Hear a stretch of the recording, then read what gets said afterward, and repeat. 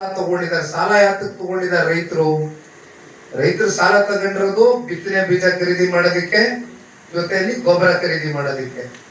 ಎಷ್ಟೋ ಜನ ಇವತ್ತು ಮುಂಗಾರು ಬರ್ಬೋದೇನೋ ಅಂತಕ್ಕಂಥ ಒಂದು ಆಶಾದಾಯಕವಾದಂತ ಭಾವನೆಯಿಂದ ಬಿತ್ತನೆಯನ್ನು ಮಾಡಿದ್ದಾರೆ ಅಂತ ನಾವು ಕೃಷಿ ಜಮೀನುಗಳಿಗೆ ಇವತ್ತು ಭೇಟಿ ಕೊಟ್ಟು ನೋಡಿದ್ರೆ ಮಳೆನೂ ಇಲ್ಲ, ಒಂದ್ ತೊಟ್ಟು ನೀರು ಬರ್ಲಿಲ್ಲ. ಕೊನೆಗೆ ಇಲ್ಲಿ ಆಲ್ಮಟ್ಟಿಯಿಂದ ಇವತ್ತು ಜಲಾಶಯ ನೀರು ತುಂಬಿದೆ ಅಂತಕ್ಕಂಥದ್ದು ನಮ್ಗೆ ಗೊತ್ತಿರ್ತಕ್ಕಂಥ ವಿಚಾರ. ಆದ್ರೆ ಸರ್ಕಾರ ಇಲ್ಲಿವರೆಗೂ ಯಾಕೆ ಆಲ್ಮಟ್ಟಿಯಿಂದ ಇವತ್ತು ನೀರನ್ನ ಹರಿಸ್ತಕ್ಕಂಥದ್ದಕ್ಕೆ? ಯಾಕೆಂದ್ರೆ ಮಹಾರಾಷ್ಟ್ರದ ಮಳೆಯಿಂದ ಬಂದಿರತಕ್ಕಂಥದ್ದಲ್ಲ, ಮಹಾರಾಷ್ಟ್ರದಿಂದ ಇವತ್ತು ಪಶ್ಚಿಮ ಘಟ್ಟದಿಂದ ಆಗಿರ್ತಕ್ಕಂಥ ಓವರ್ಫ್ಲೋ ಏನಿದೆ, ಆ ಓವರ್ಫ್ಲೋ ಇಂದ ಬಂದಿರತಕ್ಕಂಥ ಆ ನೀರು ಇವತ್ತು ಸಂಗ್ರಹಣೆ ಏನಾಗಿದೆ, ಅದನ್ನ ಇವತ್ತು ಯಾಕೆ ಕೆನಾಲ್ಗಳಿಗೆ ನೀರು ಹರಿಸ್ತಾ ಇಲ್ಲ? ಅಲ್ಲೆಲ್ಲೋ ಇಂಡಿಗೆ ಹೋಗ್ತೀನಿ, ಯಾವ್ದೋ ಕೆನಾಲು ಕಟ್ಟಿ 9 ವರ್ಷ ಆಗೋಯ್ತು, 9 ವರ್ಷದಿಂದ ನೀರೇ ಬರ್ತಾ ಇಲ್ಲ. ಕೊನೆಗೆ ಅಲ್ಲಿರ್ತಕ್ಕಂಥ ಶಾಸಕರನ್ನ ರೈತರು ಪ್ರಶ್ನೆ ಮಾಡಿದಾಗ ಪದೇ ಪದೇ ಇಲ್ಲ, ಇದು ಒಂದು ತಾಂತ್ರಿಕ ದೋಷ, ಇದು ಟೆಕ್ನಿಕಲ್ ಪ್ರಾಬ್ಲಮ್ ಇತ್ತು, ಇದು ಇಲ್ಲಿ ಕೆನಾಲ್ ಮಾಡ್ಲೇಬಾರ್ದಾಗಿತ್ತು ಅಂತಕ್ಕಂಥದ್ದು ಹೇಳ್ತಾ ತಪ್ಪಿಸ್ಕೋತಾರೆ ಅಂತಕ್ಕಂಥದ್ದು ರೈತರು ಹೇಳ್ತಾ ಇದ್ದಾರೆ. ರೈತರು ಒಟ್ಟಾರೆಯಾಗಿ ಒಂದು ತೊಟ್ಟು ಕೂಡ ನೀರಿರ್ದಿರ ಈ ಭಾಗದಲ್ಲಿ ಸಂಪೂರ್ಣವಾಗಿ ವಂಚಿತರಾಗಿದ್ದಾರೆ. ರೈತರು ಅಂತಿಮ ಕೇಳ್ತಾ ಇರ್ತಕ್ಕಂಥದ್ದೇನು, ಒಂದು ಗೌರವಿತವಾದಂತ ಬದುಕು. ಇಂಥ ಸಂಕಷ್ಟದ ದಿನಗಳಲ್ಲಿ ನಾವು ಸರ್ಕಾರಕ್ಕೆ ಆಗ್ರಹ ಮಾಡ್ತಕ್ಕಂಥದ್ದಿಷ್ಟೇ, ಮತ್ತಿವತ್ತು ಯಾರು ಸಾಲಗಳು ತಗೊಂಡಿದ್ದಾರೆ, ಸಾಲದ ರೂಪದಲ್ಲಿ ಬಡ್ಡಿಯನ್ನ ಕಟ್ತಾ ಇದ್ದಾರೆ ಬ್ಯಾಂಕ್ಗಳಿಗೆ, ಇದರಲ್ಲಿ ಸರ್ಕಾರ ತತ್ಕ್ಷಣ ಇಂಟರ್ಫಿಯರ್ ಮಾಡಬೇಕು. ಮಾಡಿ ಯಾವ ಕಾರಣಕ್ಕೂ ಕೂಡ ಮತ್ತೆ ಇವರ ಲ್ಯಾಂಡ್ಗಳನ್ನ ಜಪ್ತಿ ಮಾಡ್ಕೊಳ್ತಕ್ಕಂಥದ್ದು, ಇವರ ಆಸ್ತಿಗಳನ್ನ ಜಪ್ತಿ ಮಾಡ್ಕೊಳ್ತಕ್ಕಂಥದ್ದು, ಕಟ್ಟಕ್ ಆಗ್ತಾ ಇಲ್ಲ ಇವರು ಸಾಲ ಅಂತಕ್ಕಂಥದ್ದಕ್ಕೆ ಇವೆಲ್ಲ ಹೊರೆ ರೈತರ ಮೇಲೆ ಹಾಕ್ಬಾರ್ದು ಅನ್ನೋದಕ್ಕೋಸ್ಕರ ಸರ್ಕಾರ ಇದರಲ್ಲಿ ಮಧ್ಯಪ್ರವೇಶ ಮಾಡಿ ರೈತರಿಗೆ ಹೇಗಾದ್ರೂ ಇವತ್ತು ಈ ಸಂಕಷ್ಟದಿಂದ ಪಾರಾಗ್ತಕ್ಕಂಥದ್ದಕ್ಕೆ ಕೆಲವೊಂದಷ್ಟು ರೈತ ಪರವಾದಂತ ಕಾರ್ಯಕ್ರಮಗಳನ್ನ ರೂಪಿಸ್ಬೇಕು. ಯಾಕೆಂದ್ರೆ ಇಲ್ಲಿವರೆಗೂ ರೂಪಿಸಿಲ್ಲ. 3.5 ವರ್ಷದಲ್ಲಿ 3,000ಕ್ಕೂ ಹೆಚ್ಚು ರೈತಾಪಿ ವರ್ಗ ಆತ್ಮಹತ್ಯೆ ಶರಣಾಗಿದ್ದಾರೆ.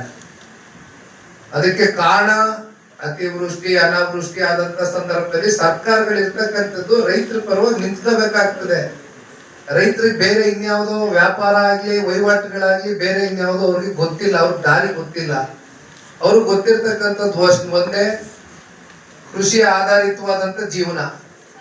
ಅಂತ ರೈತರನ್ನ ಇಂಥ ಸಂಕಷ್ಟದ ದಿನಗಳಲ್ಲಿ 138 140 ಸ್ಥಾನ ಗೆದ್ದಿರ್ತಕ್ಕಂಥ ಸರ್ಕಾರ. ಇದೇ ಹಿಂದೆ ಕುಮಾರಸ್ವಾಮಿ ಅವರು 2 ಬಾರಿ ರಾಜ್ಯದಲ್ಲಿ ಮುಖ್ಯಮಂತ್ರಿ ಆದಾಗ ಸಮ್ಮಿಶ್ರ ಸರ್ಕಾರ ಇತ್ತು. ಆಗ ಕುಮಾರಸ್ವಾಮಿ ಅವ್ರಿಗೆ ಎಷ್ಟೇ ಒತ್ತಡಗಳಿದ್ರು ಕೂಡ ರೈತರು ಸಾಲ ಮನ್ನಾ ಮಾಡ್ತೀನಿ ಅಂತ ಮಾತನ್ನು ಕೊಟ್ಟಿದ್ರು. ನನಗೆ ಬಹಳ ಚೆನ್ನಾಗಿ ಜ್ಞಾಪಕ ಇದೆ. 2018ರ ಚುನಾವಣೆಯ ಗಡಿಯಲ್ಲಿ ಪ್ರಚಾರದ ಸಂದರ್ಭದಲ್ಲಿ ಒಂದು ಮಾತು ಬಹಳ ಬಿಗಿಯಾಗಿ ಹೇಳಿದ್ರು, ಬಹಳ ಗಟ್ಟಿಯಾಗಿ ಹೇಳಿದ್ರು. ಅದೇನಾದ್ರೂ ಆಗೋಗ್ಲಿ, ನಾನು ಒಂದು ಸಲ ರೈತರ ಸಂಪೂರ್ಣ ಸಾಲ ಮನ್ನಾ ಮಾಡೇ ತೀರ್ತೀನಿ ಅಂತಕ್ಕಂಥ ಶಪಥವನ್ನ ಕುಮಾರಸ್ವಾಮಿ ಅವರು ತಗೊಂಡ್ರು.